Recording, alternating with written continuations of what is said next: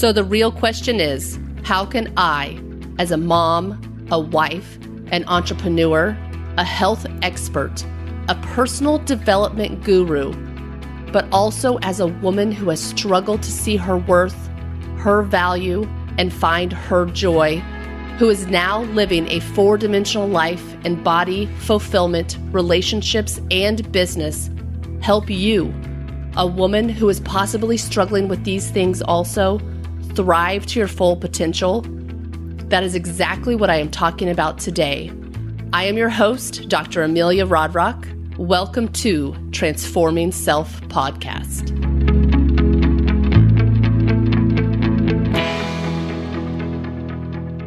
Good morning, good afternoon, good evening, wherever you are in your day. I hope it has been an amazing day. All right, well, welcome to Transforming Self Podcast. I'm really excited to have everybody here today. This is my second podcast without Jeremy. So far I'm having a lot of fun. So hopefully you are too. Hopefully you got something out of the first one. So today I want to talk a little bit about, who the hell are you? So do you ever find yourself just kind of sitting there and asking yourself that, like, who am I? Who the hell am I? Who the F am I? Whatever words you want to use, who are you? When was the first time you asked yourself that? Do you remember the first time? I remember the first time I've asked myself that, or at least the first time in my memory. I was in high school, and it was when I was pretty heavy into some drug use. And I remember sitting outside, and I'd been up all night. And I remember sitting outside by my car, and the sun was rising. And I remember just asking myself, who are you? Is this who you are? Is this who you want to be? Do you want to be this person? Do you want to be a person who does drugs and who doesn't contribute to society and who isn't a good person? Like, who are you?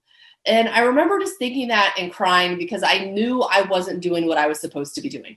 I knew that this was not my path in life. I didn't know what to do about it or how to change it at that time, but I knew that was not going to be my path in life. And I needed to figure out what my path was going to be. And trying to figure that out was very, very difficult because I just didn't know at that point who I was supposed to be, where I was supposed to be, why I was supposed to be. I was scared and I felt alone and nervous and just, out of sorts because I didn't know. And I was probably 17, maybe 18. I can't really remember exactly how old I was, but I knew I wasn't supposed to be that person. So how many now are thinking that? How many of you women now, sit back and just think, who am I? Who am I going to be? Who am I supposed to be? Who do I want to be? Who does God want me to be, or the universe, or whoever you believe in? Like, who am I? And it's a valid question because as women, we're pulled so many directions. I mean, especially if you're an entrepreneurial woman like me, I have a business to run. I'm starting another business. I have children now. They're adult children now, but they were young once. But I have adult children that still, I still check up on and see and talk to every single day and every single week. And they still have their own stuff that they're going through that I try to help them with that. I have my husband, I have friends, I have my family. I have a sister who lives here in town. My brother and his wife live not far from me. Another brother in Florida. A couple sisters back closer to my hometown. They have all their own stuff, and so sometimes it's hard to know who you are when you're being pulled in so many directions.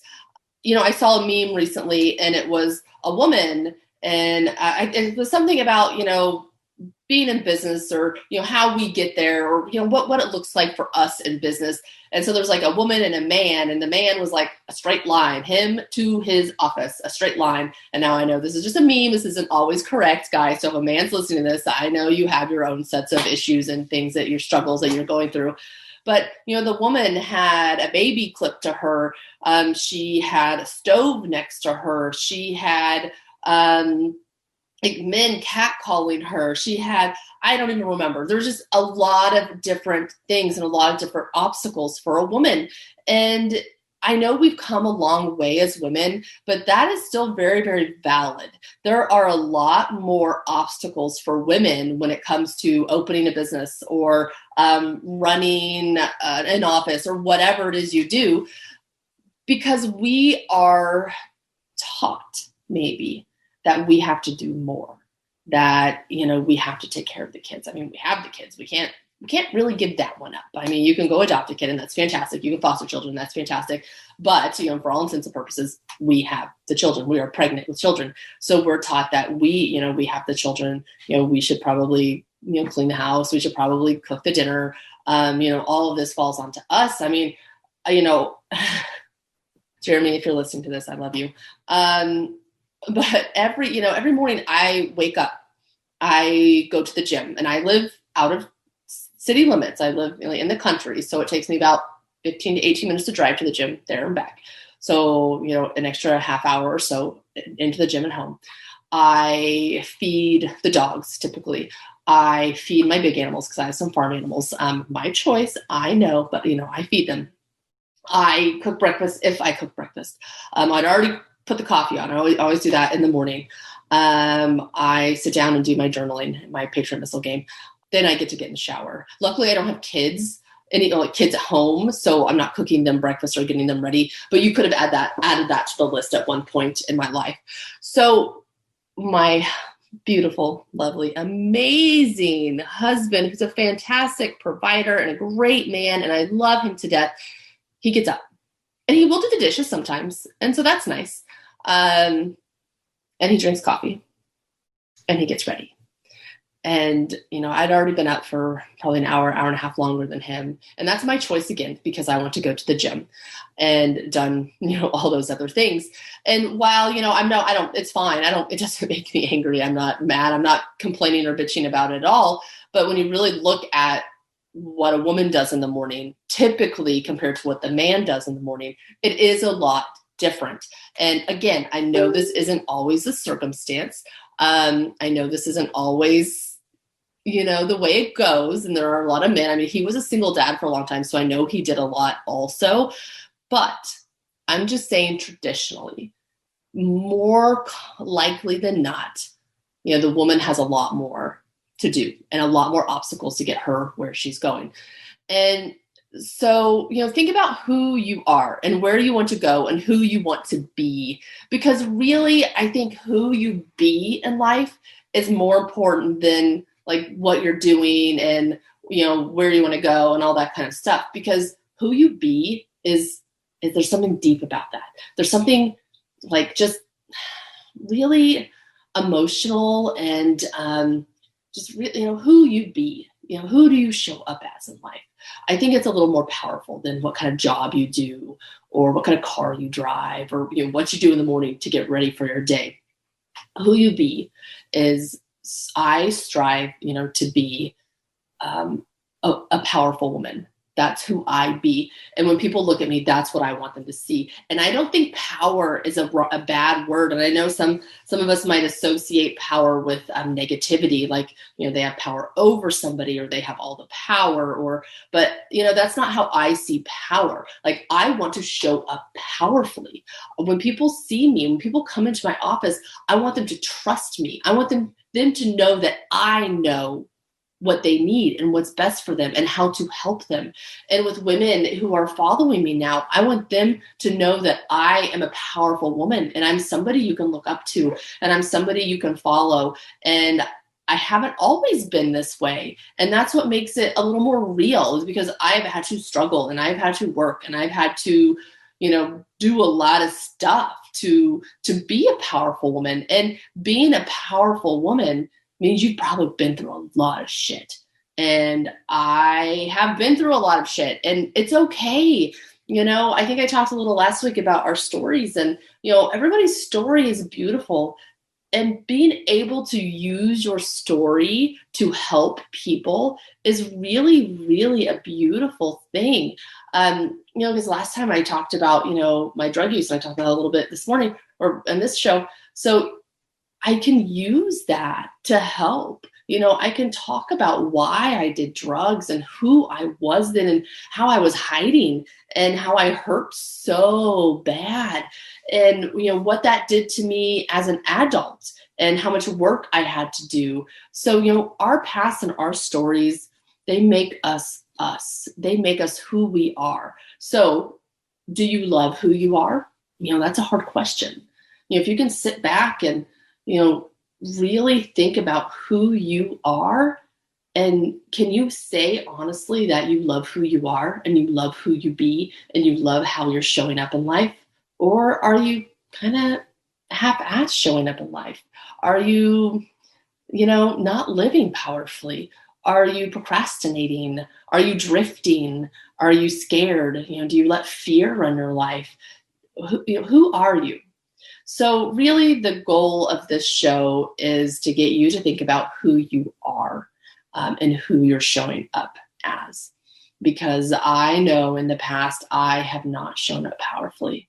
And it's not just when I was a teenager. There have been a lot of times where I have not showed up powerfully, and I've not advocated for myself or for my children. And I have not been what I would call a strong woman, that I have been scared and tired and weak. And weak isn't like weak as in I'm a weakling or something. It's just I was weak. Like I didn't stand up for myself. I've had some past relationships that were very brutal, never physically brutal. And some of you have probably been through some physically brutal relationships, but very mentally and emotionally brutal. My relationship before I met my husband broke me. I felt like a broken person. We're going to talk about this now. He convinced me that I was crazy, and I was, and I know some people don't like the word crazy, but I'm going to use it because I was crazy. I acted crazy in that relationship. He made me crazy. He convinced me that I was crazy. Like literally, he convinced me, and maybe it's just because I'm easy to convince. I was easy to convince because I didn't know who I was. I wasn't strong. I wasn't strong in my foundation and strong in my beliefs about myself. I had a lot of limiting beliefs about myself. I was scared. I was alone. I was searching for somebody to help me. And, that classic, I went on a night on a white horse or whatever that BS is, I was searching for that kind of stuff because I felt like I needed to be saved when really I needed to save myself. But I didn't know that at the time. So, he came in, he was powerful. He was a powerful man. He had a good job. He was very well respected in his field, and he was a shit person.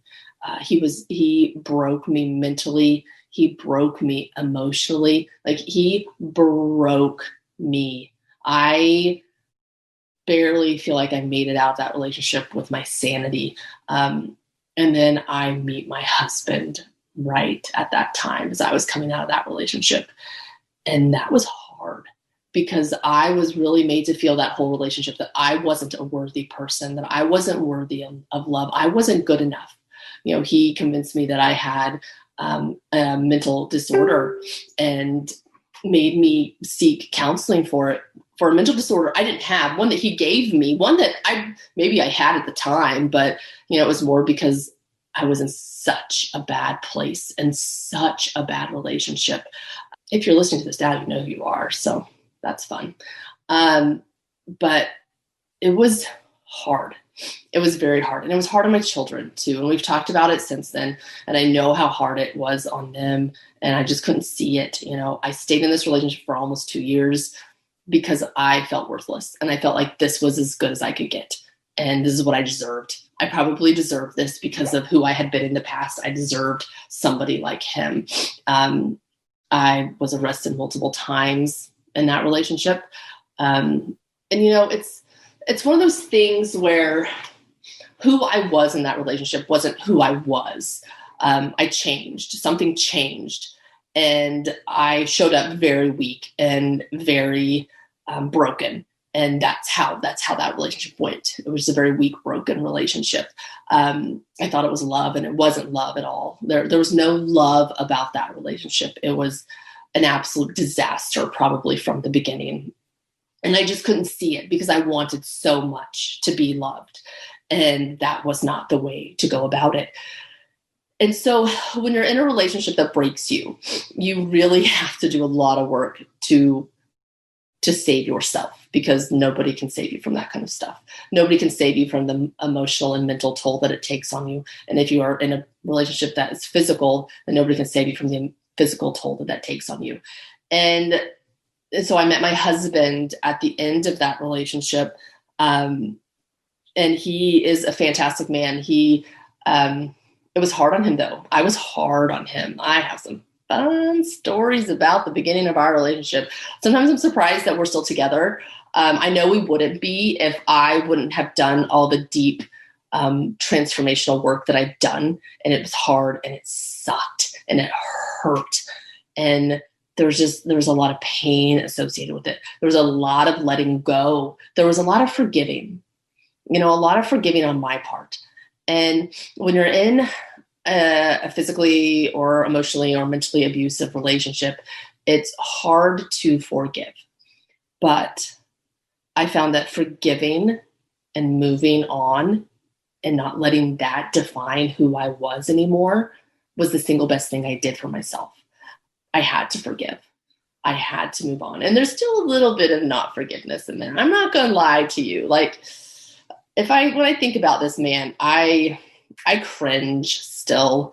I know he doesn't live in my town anymore, and I'm thankful for that, because I don't know what I would do if I ran into him. I would try to be an adult, and that would be very, very difficult, and that would be the worst thing to do, because that's what happened in our relationships. Like I said, I was arrested twice because in this relationship, because he made me crazy. I was literally a crazy person. And that's not how a relationship should go. And I know some people do have real, mental issues. Like I never did, not until him. So it's not just something that I had, it's something that he gave me, or he made me believe I had. And getting out of that relationship was the best thing I did. I probably should allow myself a lot of time to heal before getting into another relationship, because like I already said, it made it difficult at first. So the fact that I was able to be in a relationship and have a man stand by my side and see the pain and see the worst and see just how ugly I could be because of my past relationship. I mean, it says a lot about Jeremy's character. Or maybe he's a little crazy, and I don't know. Now we have a really good relationship. We've done a lot of work together, separate. I've done a lot of work, and he can vouch for that. He's really the one who introduced me to personal development work. And now I do it way more than him. But he gave me The Secret, the book, The Secret. You've probably heard of it. When we first started dating, I'm sure he was trying to tell me something, but I'm sure I wasn't listening. And I read that book and probably didn't really do much with it at the time because I wasn't ready. But eventually I came around and, went to a life coaching seminar, which totally changed my life. That was really the start of my work. I was already doing some work, and we were doing okay. Like, we had just gotten married. I just started my practice, graduated school, started my practice. And, we were okay, but still not great. Still there was a lot of instability with me. And then you add my practice onto it, and me being a person who compares myself to everybody. So who here can relate to that? Let's talk about that for a minute. Let's talk about comparing ourselves to others. So I used to compare myself to my husband all the time in practice. So he's been in practice for 20 years and I've been in practice for 7 years. So as a 7-year-old practice, I compared myself. Well, as a 1-year-old practice, I compared myself to somebody who'd been in practice then, so like 13 or 14 years. So he was obviously knew a lot more about practice. He, was very successful in chiropractic in his field and in his town. And I was angry that I wasn't as successful but I was a year or two into practice at this point.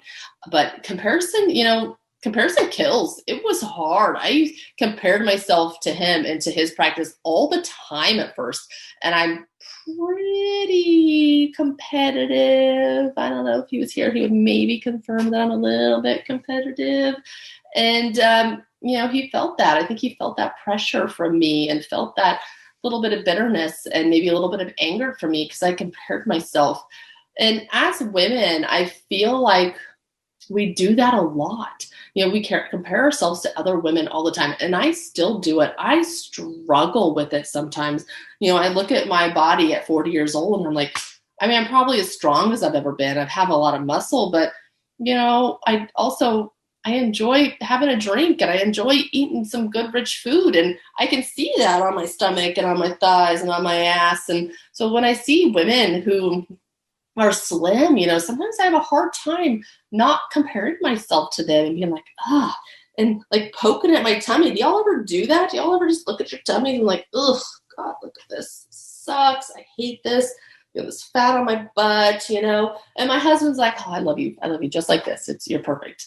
When I'm 30 pounds lighter, you said the same exact thing. So what is it? Who do you love? What do you love? And I know he loves me. I get it. But, it's one of those things where, we compare ourselves to everybody all the time and it wears on you emotionally. And I'm better now than I, was in the past. And I don't compare myself to him anymore. I don't compare my practice to his practice. I'm doing pretty good. My practice is going right along. We're having a lot of fun. We're seeing lots of people. We're helping lots of people. So my practice is great. But, I still find myself, comparing myself to other women sometimes. And, that's exactly what I don't want to do. And I'm pretty good about stopping it and shutting it down when I hear myself start to do that and not doing it. But, as a woman, I feel like it's hard not to sometimes. And maybe guys do it too. I don't know. Guys, do you compare yourself to other guys all the time? You guys look at your asses and be like, oh, his butt looks so much better in those Wranglers than mine does. I don't know. I guess I'll ask Jeremy if he does that. I wouldn't think, but maybe.